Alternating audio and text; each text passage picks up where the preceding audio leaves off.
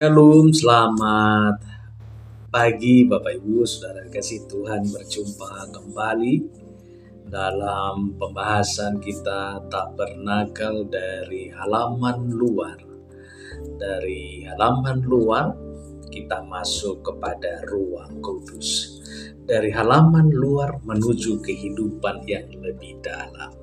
Saudara, sebelum kita masuk dalam materi, kita berdoa. Bapa di dalam sorga, terima kasih Tuhan. Pada saat hari ini kami mengucap syukur. Dan kami akan belajar dari firman-Mu Tuhan. Urapilah Tuhan setiap pendengaran kami, hati dan pemikiran kami, untuk kami dapat mengerti firman-Mu.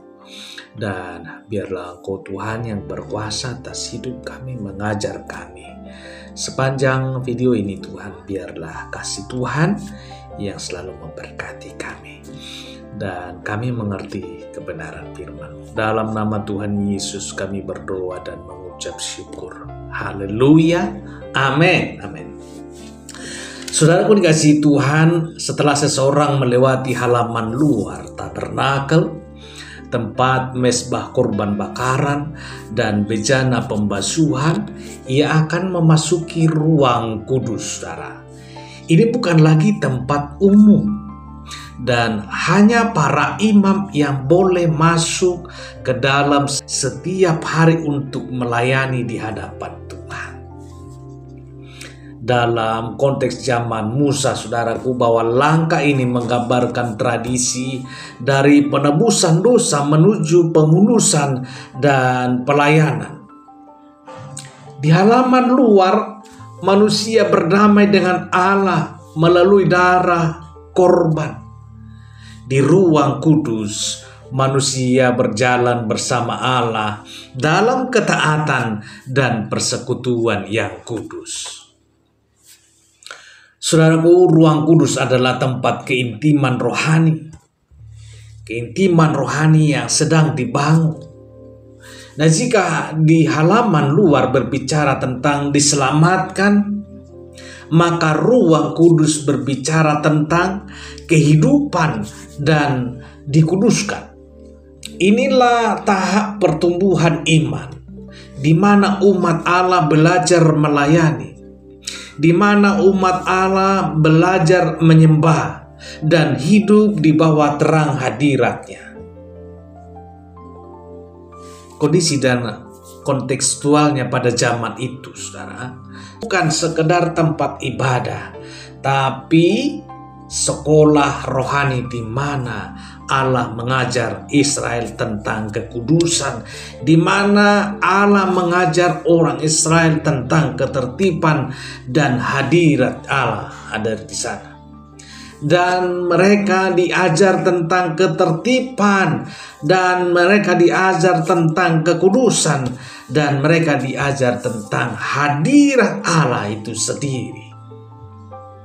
Setiap kain dan setiap tiang-tiang dan setiap warna dan perabot memiliki arti teologis. Dan ruang kudus adalah pusat pelatihan rohani yang para iman. Tempat di mana mereka belajar hidup di hadapan Allah dengan penuh hormat dan tanggung jawab dan pengabdian. Saudaraku, struktur dan simbolis ruang kudus itu adalah ruang kudus itu berukuran sekitar 10 kali 20 dan kali 10 hasta. Sekitar 5 kali 10 kali 5 meter, saudara. Nah, dindingnya dilapisi papan kayu akasia yang disalut dengan emas, menggambarkan bahwa kemanusiaan itu adalah kayu yang disucikan oleh ilahi, yaitu emas. Atapnya terdiri dari 4 lapisan kain linen yang halus, kain biru, kain ungu, kermici, dan kulit binatang. Ini melambangkan perlindungan Tuhan dan kemuliaan sorgawi yang menutupi, menaungi, dan menyelimuti umat-Nya. Saudaraku, pencahayaan di ruang ini hanya berasal dari pelita emas. Pencahayaan dari ruang ini hanya berasal dari pelita emas, tidak ada sinar alami dari matahari. Ini menggambarkan artinya bahwa terang dalam ruang kudus bukan berasal dari dunia, tetapi dari Roh Kudus itu sendiri. Di dalamnya terdapat 3 perabot utama yang melambangkan 3 pilar kehidupan rohani orang percaya. Yang pertama, meja roti sajian. Letaknya di sisi utara. Di atas meja ini terdapat 12 roti sajian, mewakili 12 suku Israel.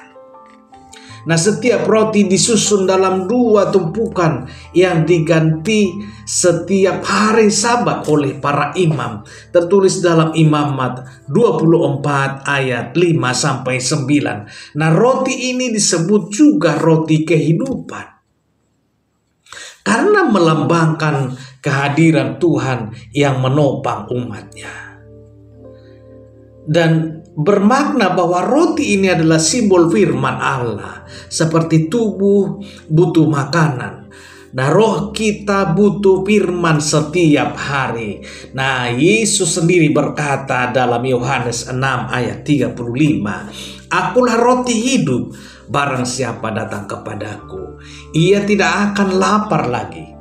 Saudara, roti sajian menunjukkan bahwa hanya firman Kristus yang dapat memuaskan kelaparan jiwa manusia. Haleluya. Konteks pada aplikasi kehidupan kita, saudara, dalam zaman modern ini banyak orang Kristen hidup tanpa roti rohani, hanya mengandalkan pengalaman, hanya mengandalkan perasaan atau motivasi. Namun kehidupan rohani yang sehat dibangun oleh asupan firman yang terus-menerus. Nah, seseorang percaya yang hidup di ruang kudus adalah orang yang menjadikan firman Tuhan sebagai makanan harian, bukan sekedar bacaan sesekali, saudara. Yang kedua adalah pelita emas. Pelita emas letaknya di sisi selatan, saudara. Nah, pelita ini terbuat dari emas murni, memiliki 7 cabang, dan harus dijaga tetap menyala siang dan malam. Nah, minyak zaitun dituangkan setiap hari agar api tidak padam. Nah, tanpa pelita ini ruang kudus akan gelap total, saudara, sebab tidak ada jendela. Inilah gambaran kehidupan rohani. Tanpa terang Roh Kudus, manusia tidak dapat berjalan dalam kebenaran. Yang bermakna bahwa pelita menggambarkan Roh Kudus dan terang ilahi. Dalam Mazmur 119 ayat 105, "Pelita bagi kakiku ialah firman-Mu dan terang bagi jalanku." Dalam Wahyu 4 dan 5, 7 pelita melambangkan 7 roh Allah, yaitu roh hikmat, roh pengertian, roh nasihat, roh keperkasaan, dan roh pengetahuan, dan takut akan Tuhan, dan roh Tuhan itu sendiri. Nah, tanpa terang ini, saudara, pelayanan akan menjadi rutinitas yang kosong. Tetapi dengan terang Roh Kudus, pelayanan menjadi hidup dan penuh kuasa. Haleluya. Dan yang menjadi aplikasi kontekstual pada zaman ini, pelita berbicara tentang kesetiaan dan konsistensi setiap hari. Iman harus membersihkan sumbu. Imam harus membersihkan sumbu dan mengisi minyak yang baru. Ini menandakan bahwa kehidupan rohani kita pun harus dijaga setiap hari dengan doa, dengan firman, dan persekutuan yang rutin. Saudara dikasih Tuhan, banyak orang Kristen padam karena tidak mengisi minyaknya lagi. Minyak melambangkan urapan Roh Kudus, dan jika kita berhenti bersekutu dengan Tuhan, dan terang kita pun perlahan-lahan menjadi redup, saudara. Yang ketiga, mezbah dupa. letaknya di depan tirai menuju ruang Maha Kudus. Setiap pagi dan petang, imam membakar dupa di atas mezbah ini. Keluaran 30 ayat 7-8 mengatakan, asap dupa itu naik ke atas menggambarkan doa dan penyembahan yang naik ke hadirat Allah. Yang bermakna bahwa di dalam Mazmur 141 ayat 2 menulis, biarlah doaku seperti ukupan di hadapanmu. Dalam Wahyu 8 ayat 3-4 menggambarkan doa orang kudus sebagai dupa yang naik ke hadapan Allah. Nah, dupa ini dibuat dari bahan-bahan murni. Tidak boleh dicampur dengan sesuatu yang duniawi. Ini menandakan bahwa doa sejati harus lahir dari hati yang murni, bukan dari ambisi atau kepentingan pribadi. Bapak Ibu, yang menjadi aplikasi kontekstual pada saat hari ini, pada saat zaman ini. Dupa melambangkan kehidupan doa yang tidak berorientasi pada permintaan, saudara.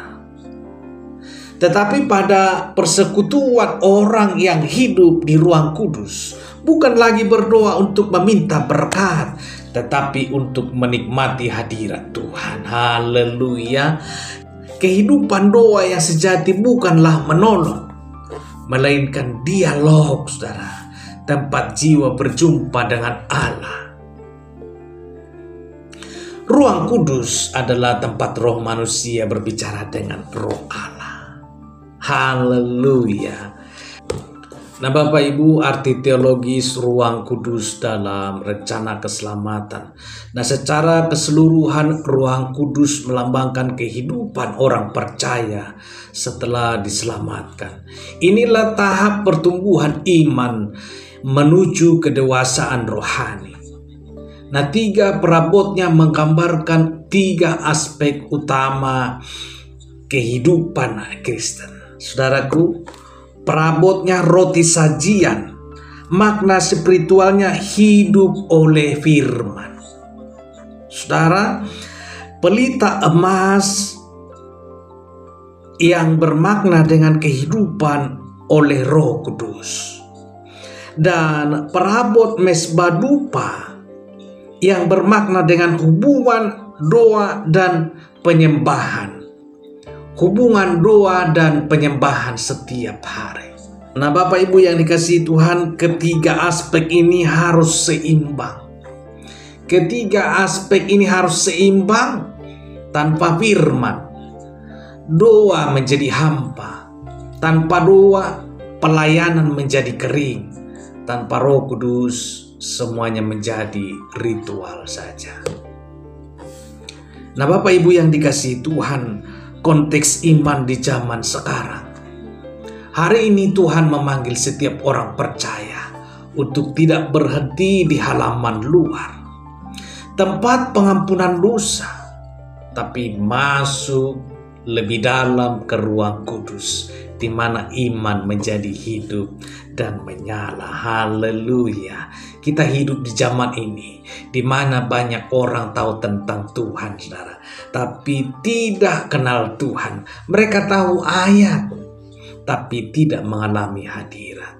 Ruang kudus menantang kita untuk kembali kepada kehidupan yang berpusat pada firman, menyala oleh Roh Kudus dan bernapas di dalam doa. Inilah kehidupan yang sejati, bukan sekedar religius, tapi relasional. Haleluya. Sebagai penutup, saudara yang dikasihi Tuhan, ruang kudus adalah undangan bagi setiap kita untuk hidup lebih dekat dengan Allah. Disinilah hati dibentuk, iman diperdalam, dan kasih diperbaharui. Tuhan rindu setiap kita untuk menjadi imam yang menjaga pelita tetap menyala, mengganti roti dengan segar, dan menyalakan dupa penyembahan setiap hari. Haleluya. Karena hanya orang yang hidup di ruang kudus yang akan siap masuk ke ruang Maha Kudus, tempat hadirat Allah. tinggal secara nyata. Apakah Bapak Ibu Saudara ingin menyala? Lanjutkan bagian berikutnya. Ruang Maha Kudus. Haleluya Bapak Ibu dikasihi Tuhan. Video yang berikutnya kita akan lanjutkan ke bagian berikutnya, Ruang Maha Kudus dan penjelasan tabut perjanjian, tutup pendamaian, dua kerub, dan maknanya dalam Kristus secara profetik dan kontemporer. Sampai berjumpa dalam video berikutnya. Tuhan memberkati, kita berdoa.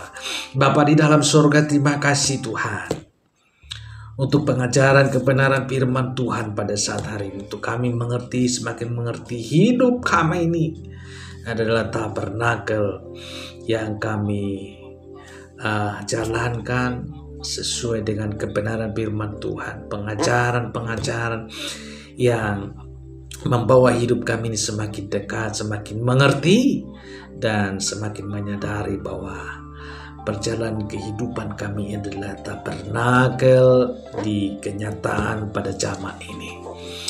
Maka terpuji termulialah Tuhan, diagungkanlah Tuhan. Tuhan, ke depan semakin bukakan rahasia firman-Mu untuk kami mengerti lebih dalam lagi. Untuk kami dapat menjadi saluran berkat bagi sesama kami. Sehingga firman-Mu Tuhan semakin tersikapkan dan kami dipulihkan di dalam kerohanian kami, baik dalam berlaku bertindak di setiap langkah kehidupan kami. Maka kuasa-Mu Tuhan yang selalu menyertai hidup kami, untuk kami tetap teguh di dalam kebenaran firman. Di dalam nama-Mu Tuhan Yesus kami berdoa dan mengucap syukur. Haleluya. Amin, amin, amin. Nah Bapak Ibu Saudaraku dikasihi Tuhan, demikian perjumpaan kita pada saat hari ini.